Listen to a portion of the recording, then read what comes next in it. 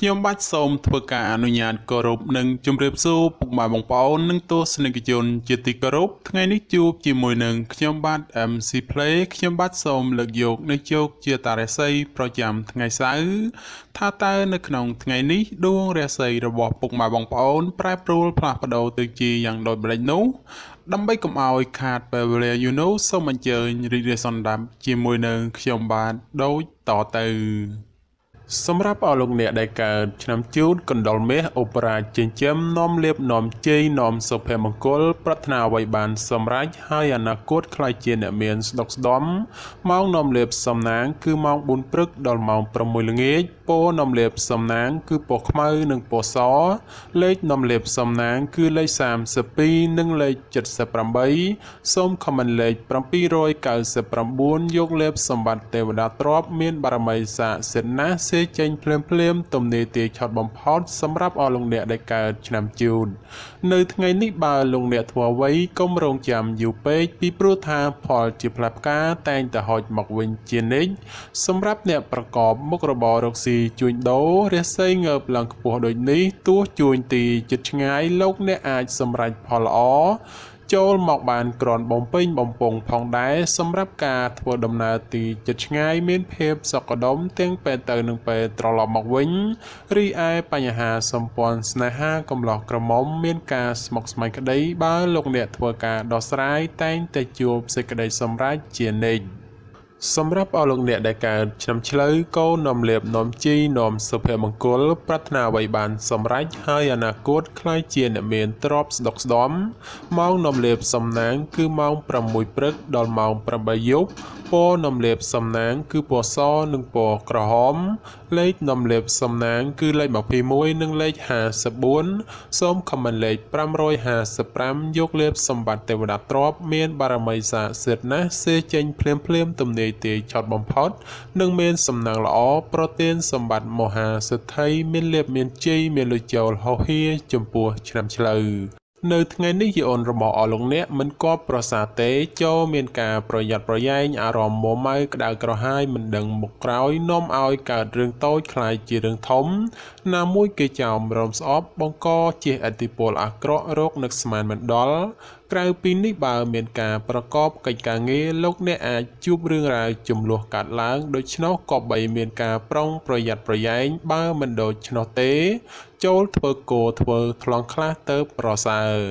សម្រាប់អ្នកប្រកបមុខរបររកស៊ីជួញដូរទីជិតឆ្ងាយលៀបតូចធំច្រើនបាល់ហួសឬកុហករំលងពេលនេះអាចឆោងចាប់បានខ្លះវិញហើយរីឯសេចក្តីស្នេហាប្រុសស្រីមានការច្រណែននិងមើលផ្លូវអាក្រក់ចំពោះគ្នាច្រើនសម្រាប់អស់លោកអ្នកដែលកើតឆ្នាំខាលខ្លាមន្ត្រីចិញ្ចឹមមានប្រាជ្ញាឆ្លាតវៃមានគំនិតភ្លឺថ្លាហើយអនាគតខ្លាយជាអ្នកមានអំណាចនិងទ្រព្យស្ដុកស្ដំម៉ោងនាំលេបសំណាងគឺម៉ោង5ព្រឹកដល់ម៉ោង8យប់ពណ៌នាំលៀបសំណាងគឺពណ៌សនិងពណ៌ស្វាយលេខនាំលៀបសំណាងគឺលេខ59និងលេខ69សូមខមមិនលេខ222យកលៀបសម្បត្តិទេវតាទ្រព្យមានបារមីស័ក្តិសិទ្ធិណាស់ចេញភ្លាមទំនេរទាឆត់បំផុតនិងមានសំណាងល្អនិងប្រទានសម្បត្តិមហាសិទ្ធិមានលៀបមានជ័យមានលុយចូលហោហៀចំពោះឆ្នាំខាលនៅថ្ងៃនេះការប្រកបការងារឃើញថាមានការជឿនលឿនទៅមុខយឺនហើយជាពិសេសមានបញ្ហាប្រតឹងប្រទើសជាមួយអ្នកដទៃថែមទៀតចំពោះអ្នកប្រកបមុខរបររកស៊ីជួញដូរវិញលោកអ្នកត្រូវតែចេះសន្សំទ្រព្យល្អិតល្អោចឡើងទៅកុំខំប្រមូលតែទ្រព្យធំព្រោះថ្ងៃនេះសម្បូរតែទ្រព្យល្អិតល្អោចប៉ុណ្ណោះសម្រាប់ការធ្វើដំណើរទីជិតឆ្ងាយកុំកបីសេពគប់លបែងស្រីស្រាព្រោះនាំភាពទុក្ខសោកមកវិញតែប៉ុណ្ណោះរីឯបញ្ហាគូគ្រងប្តីប្រពន្ធឬគូស្នេហ៍កំឡោះក្រមុំមានដំណើរការថយក្រោយនិងប្រឆាំងគ្នាច្រើនសម្រាប់អស់លោកអ្នកដែលកើតឆ្នាំថោះទុនសាយមាសមានបារមីដាច់ជះមានអំណាចមានមនុស្សជួយជ្រោមជ្រែងការងារតូចធំដើម្បីឲ្យអនាគតខ្លាយជាអ្នកមានទ្រព្យសម្បត្តិស្ដុកស្ដំម៉ោងនាំលេបសំណាងគឺម៉ោង5ព្រឹកដល់ម៉ោង9យប់ព ពណ៌នំលាបសំណាងគឺពណ៌ប្រផេះនិងពណ៌លឿងលេខនំលាបសំណាងគឺលេខ22និងលេខ43សូមខមមិនលេខ888យកលាបសម្បត្តិមហាសិទ្ធិមានបារមីស័ក្តិសិទ្ធិណាស់សេចេញភ្លាមទំនាយទាយឆុតបំផុតនិងមានសំណាងល្អនិងប្រទានសម្បត្តិមហាសិទ្ធិមានលាភមានជ័យមានលុយចូលហោហៀចំពោះឆ្នាំថោះនៅថ្ងៃនេះការប្រកបការងារមានការជឿនលឿនទៅមុខច្រើនផ្នែកក្នុងនេះមិនថារឿងការងារប្រកាសឬរឿងផ្ទាល់ខ្លួននោះឡើយសម្រាប់អ្នកប្រកបមុខរបររកស៊ីជួញដូរវិញមានភាពរលូនល្អទៅមុខនិងការរកប្រាក់កម្រៃទៀតសោតក៏ក្រាន់បើជាងមុនផងសម្រាប់ការធ្វើដំណើរទីជិតឆ្ងាយមានភាពសុខដុមទាំងពេលទៅនិងពេលត្រឡប់មកវិញរីឯបញ្ហាស្នេហាកំឡោះក្រមុំឬមេម៉ាយពោះម៉ាយក្តីជួបរឿងការយល់ខុសនិងភាពប្រចែកប្រច័ណ្ឌកំពុងចូលលោកលុយច្រើនដូចនេះត្រូវកាត់បន្ថយការបង្កចំនួនវិវាទចេញពីខ្លួនខ្លះទៅប្រសើរសម្រាប់អស់លោកអ្នកដែលកើតឆ្នាំរោងពោះអ្នកក្រេតមន្ត្រីចិញ្ចឹមធ្វើកិច្ចការងារអ្វីមួយតែងតែមានគំនិតជ្រះថ្លាប្រាថ្នាអ្វីបានសម្រេចធ្វើការតូចធំតែងតែមានអ្នកគ្រប់គ្រងទំនុកបំរុងសពគ្រប់បែបយ៉ាងម៉ោងនំលាបសំណាងគឺម៉ោង7ព្រឹកដល់ម៉ោង8យប់ពណ៌នំលាបសំណាងគឺពណ៌សនិងពណ៌ក្រហមលេខនំលាបសំណាងគឺលេខ46និងលេខ98សូមខមមិនលេខ168យកលេបសម្បត្តិអុកញ៉ាមានបារមីស័ក្តិសិទ្ធិណាស់សៀចេញភ្លាមទំនាយទាយឆត់បំផុតនិងមានសំណាងល្អនិងប្រទានសម្បត្តិមហាសិទ្ធិមានលាភមានជ័យមានលុយចូលហោហៀចំពោះឆ្នាំរោងក្នុងថ្ងៃនេះមានជោគមានសេរីហើយបើទោះបីធ្វើអ្វីក៏ដោយតែងតែមានការរីកលូតលាស់និងមានជោគមានជ័យគួរសមសម្រាប់អ្នកប្រកបមុខរបររកស៊ីជួញដូរមានការប្រជែងគ្នាច្រើននិងជាពិសេសមានការប្រទាំងប្រទើសជាមួយអ្នកមានមុខរបរដូចគ្នាហេតុនេះក៏បីធ្វើចិត្តឲ្យទូលាយទៅគ្មានរឿងរ៉ាវចម្រូងចម្រាសកើតឡើងសម្រាប់ការធ្វើដំណើរទីជិតឆ្ងាយជួបភាពសុខដុមទាំងពេលទៅនិងពេលត្រឡប់មកវិញរីឯសេចក្តីស្នេហាកំឡោះក្រមុំមានការជឿនលឿនទៅមុខនិងផ្អែមល្ហែមល្អចំពោះគ្នាប្រពៃសម្រាប់អស់លោកអ្នកដែលកើតឆ្នាំអាសាញ់ពោះទេវតាចិញ្ចឹមមានលាភមានជ័យមានមនុស្សជាច្រើននាំគ្នាស្រឡាញ់រាប់អានសាទរ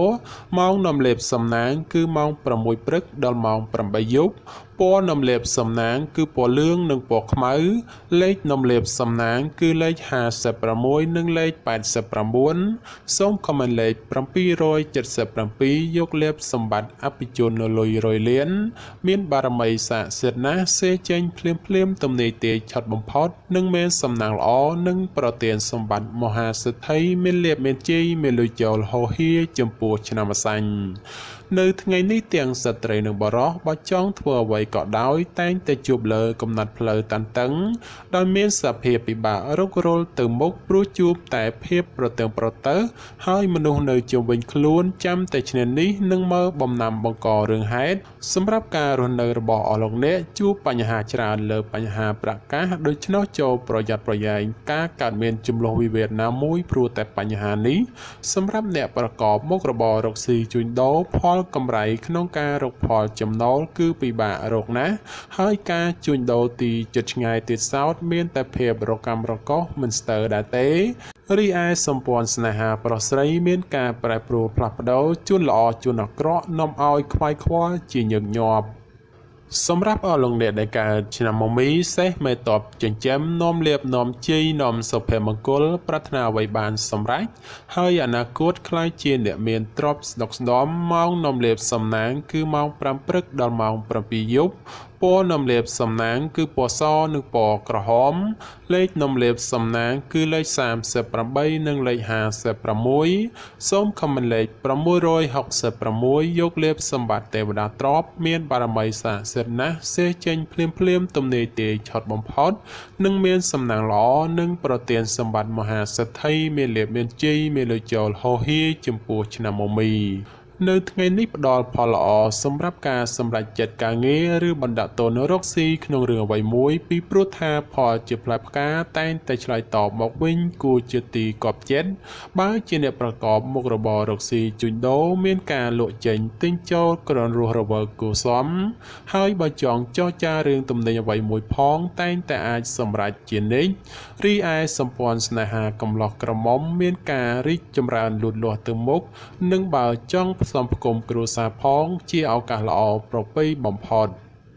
សម្រាប់អស់លោកអ្នកដែលកើតឆ្នាំមមែពពែមេមានបារមីដែលជះឈ្នះអមេសត្រូវប្រាថ្នាអ្វីបានសម្រេចហើយអនាគតខ្លាយជាសេដ្ឋីគេហបតីឬក៏អ្នកមានជាន់ខ្ពស់ម៉ោងនំលេបសំណាងគឺម៉ោង6ព្រឹកដល់ម៉ោង7យប់ពណ៌នំលេបសំណាងគឺពណ៌ស្វាយនិងពណ៌លឿងលេខនំលេបសំណាងគឺលេខ69និង89សូមខមមិនលេខ789យកលេបសម្បត្តិអ្នកមានជាន់ខ្ពស់មានបារមីស័ក្តិសិទ្ធិណាស់សេចេញភ្លាមទំនេរទាយឆត់បំផុតនិងមានសំណាងល្អនិងប្រទានសម្បត្តិមហាសេដ្ឋីមានលុយរយលានសម្រាប់អស់លោកអ្នកដែលកើតឆ្នាំមមែនៅថ្ងៃនេះលោកអ្នកទទួលបាននៅភាពកក់ក្ដៅខ្លះត្រជាក់ខ្លះហើយការបំពេញការងារអ្វីមិនសូវជារលូនល្អប៉ុន្មានទេព្រោះមានបញ្ហារកម្មចិត្តខ្លះយឺយី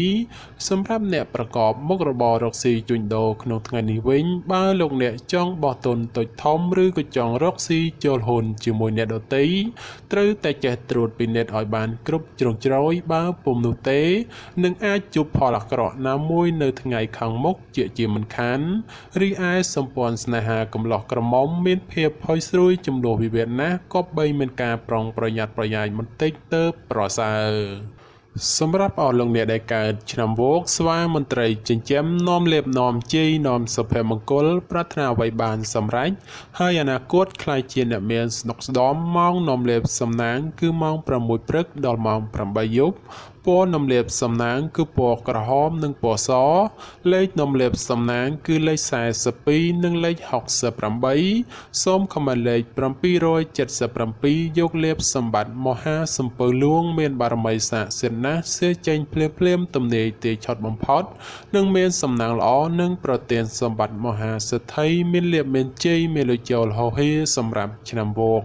នៅថ្ងៃនេះបើទោះបីធ្វើអ្វីក៏ដោយចូលប្រយ័ត្នប្រយែងទទួលរងការខូចខាតអ្វីមួយរកនឹកស្មានមិនដល់ក្រៅពីនេះបើមានទំនាក់ទំនងការងារឬក៏ធ្វើអ្វីមួយងាយនឹងភ្លៀងផ្្លាត់ណាស់ក៏បីមានការប្រុងប្រយ័ត្នប្រយែងទើបអាចជាផុតពីផលលំបាកទាំងពួងទៅរួចសម្រាប់ការធ្វើដំណើរទីជិតឆ្ងាយចូលប្រយ័ត្នប្រយែងក្រុមមនុស្សបៀតបៀនយាយីដោយប្រការណាមួយរីឯសេចក្តីស្នេហាប្រស្រីមានដំណើរការថយក្រោយចូលប្រយ័ត្នប្រយែងជំលោះវិវាទឈានដល់ការបែកបាក់សម្រាប់អស់លោកអ្នកដែលកើតឆ្នាំរកាមន់មាសមន់ប្រាក់នាំលៀបអបរាជចិញ្ចឹមមានសំណាងល្អឈ្នះអមេសត្រូវប្រាថ្នាអ្វីបានសម្រេចហើយអនាគតខ្លាយជាសេដ្ឋីគេហបតីឬអភិជនជាន់ខ្ពស់ម៉ោងនាំលៀបសំណាងគឺម៉ោង5ព្រឹកដល់ម៉ោង7យប់ពណ៌នាំលៀបសំណាងគឺពណ៌ក្រហមនិងពណ៌លឿងលេខនាំលៀបសំណាងគឺលេខ44និងលេខ56សូមខមមិនលេខ168យកលៀបសម្បត្តិអ្នកមានជាន់ខ្ពស់មានបារមីស័ក្តិសិទ្ធិណាស់សេចេញភ្លាមទំនេរទាយឆត់បំផុតនិងមានសំណាងល្អនិងប្រទានសម្បត្តិមហាសេដ្ឋីមានលៀបមានជ័យមានលុយចូលហោហៀចំពោះឆ្នាំរកានៅថ្ងៃនេះយីអូនបានងើបឡើងខ្ពស់ដូចនេះជាឱកាសល្អច្រើនសម្រាប់អស់លោកអ្នកពង្រីកការងារអ្វីមួយពីព្រោះថាតែងតែហុចផលល្អចូលមកច្រើនជាងអាក្រក់ចំពោះអ្នកប្រកបការងាររាជការឬក៏ធ្វើការក្រុមហ៊ុនឯកជនបើទោះបីការងារមមាញឹកក៏ដោយតែក៏មានសំណាងល្អមកវិញគឺធ្វើច្រើនតែងតែហុចផលច្រើនជានិច្ចក្នុងពេលនេះដែរលៀបមានច្រើនគួរសមដូចនេះជាឱកាសល្អក្នុងការពង្រីកមុខចំនួនព្រោះផលជាផ្លែផ្កាតែងតែឆ្លើយតបមកវិញគួរជាទីពេញចិត្តតែយ៉ាងណាលោកអ្នកឲ្យប្រយ័ត្នប្រយែងគ្រោះថ្នាក់ចាញ់បោកគេក៏មានខ្ពស់ផងដែររីឯបញ្ហាសម្ព័ន្ធស្នេហាកំឡោះក្រមុំលោកអ្នកមិនគួរក៏បីលង់លក់តែក្នុងរឿងស្នេហាខុសប្រក្រតីដែលនាំឲ្យអនាគតមិនប្រសើរ សម្រាប់អស់លោកអ្នកដែលកើតឆ្នាំចោសំណក់នំលៀបអូប៉ារ៉ាចិញ្ចឹមមានសំណាងឈ្នះអមេសត្រូវប្រាថ្នាអ្វីបានសម្រេចហើយអនាគតខ្លាយជាសិទ្ធិគេហបតីឬក៏អ្នកមានជាន់ខ្ពស់ម៉ោងនំលៀបសំណាងគឺម៉ោង6ព្រឹកដល់ម៉ោង9យប់ពណ៌នំលៀបសំណាងគឺពណ៌ខ្មៅនិងពណ៌ប្រផេះលេខនំលៀបសំណាងគឺលេខ14និងលេខ38សូមខមមិនលេខ168យកលៀបសម្បត្តិអ្នកមានជាន់ខ្ពស់មានបារមីស័ក្តិសិទ្ធិណាស់សេចេញភ្លាមទំនេរទាយឆុតបំផុតនិងមានសំណាងល្អនិងប្រទានសម្បត្តិមហាសិទ្ធិមានលៀបមានជ័យមានលុយចូលហោហៀចំពោះឆ្នាំចោនៅថ្ងៃនេះលោកអ្នកប្រកបកិច្ចការងារអ្វីក៏អាចសម្រុកពេញទីបានហើយនិងបើទោះបីធ្វើអ្វីតែងតែហុចផលមកវិញទ្រាំជាទីកប់ប្រសើរសម្រាប់ពេលវេលាល្អក្នុងការធ្វើអ្វីមួយគឺម៉ោង1:00នាទីទៅដល់ម៉ោង2:59នាទីរសៀលហើយបើប្រកបកិច្ចការងារអ្វីតែងតែហុចផលមកវិញជានិច្ចចំពោះអ្នកប្រកបមុខរបររកស៊ីជួញដូរលោកអ្នកបើចង់បើកហាងថ្មីឬក៏ផ្លាស់ប្ដូរទីកន្លែងលក់ដូរជាឱកាសល្អប្រពៃណាព្រោះថាផលជាផ្លែផ្កាឆ្លើយតបក្រន់កបប្រសើរសម្រាប់ការធ្វើដំណើរទីជិតឆ្ងាយមានភាពសុខដុមទាំងពេលទៅនិងពេលត្រឡប់មកវិញរីឯសេចក្តីស្នេហាកំឡោះក្រមុំឬមេម៉ាយពោះម៉ាយក្តីបើមានរៀបអាពាហ៍ពិពាហ៍ឬចូលស្តីដណ្ដឹងតែងតែសម្រេចដោយគប់បំណងសម្រាប់អស់លោកអ្នកដែលកើតឆ្នាំកុរជ្រូកនាំលៀបនាំជីនាំសុភមង្គលប្រាថ្នាអ្វីបានសម្រេចហើយអនាគតខ្លាយជាអ្នកមានទ្រព្យសម្បត្តិស្ដុកស្ដម្ភម៉ោងនាំលៀបសំណាងគឺម៉ោង5ព្រឹកដល់ម៉ោង8ល្ងាចពណ៌នំលៀបសំណាងគឺពណ៌សនិងពណ៌លឿងលេខនំលៀបសំណាងគឺលេខ69និងលេខ89សូមខមមិនលេខ567យកលៀបសម្បត្តិទេវតាទ្រព្យមានបារមីស័ក្តិសិទ្ធិណាស់សេចេញភ្លាមទំនេរទាយឆុតបំផុតនិងមានសំណាងល្អនិងប្រទានសម្បត្តិមហាសិទ្ធិមានលៀបមានជ័យមានលុយចូលហោហៀចំពោះឆ្នាំកុរនៅក្នុងថ្ងៃនេះបើលោកអ្នកធ្វើអ្វីត្រូវធ្វើដោយសន្សឹមកុំបំបោលនោះផលល្អៗនឹងហុចឲ្យវិញដូចជាទីកប់បំណងសម្រាប់ការប្រកបការងារក៏ដូចឆ្នោះដែរលោកអ្នកត្រូវតែធ្វើថ្នាក់ធនកណ្ដាលឬមិនសំខាន់ពេកព្រោះថាបើធ្វើធំពេកឬសំខាន់ខ្លាំងពេកផលជាផ្លែផ្កាដែលហុចមកវិញមិនសូវដូចគប់បំណងប៉ុន្មាននោះឡើយចំពោះអ្នកប្រកបមុខរបររកស៊ីជួញដូរលោកអ្នកឲ្យប្រយ័ត្នប្រយែងជន់ខិលខូចតាមលួចបន្លំឬបង្ករឿងហេតុដោយប្រការណាមួយ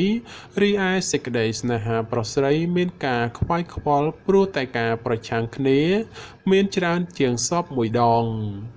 បាទចំពោះជោគជាតារាសីប្រចាំឆ្នាំទាំង12ខ្ញុំបាទក៏សូមបញ្ចប់ត្រឹមតែប៉ុណ្ណេះជាចុងក្រោយប្រសិនបើមានពាក្យលើសលួសខ្វះខាតត្រង់ប្រការណាមួយសូមពុកម៉ែបងប្អូនជួយអធិស្ឋានដល់រូបខ្ញុំបាទផងហើយខ្ញុំបាទក៏សូមអរគុណនិងសូមជម្រាបលា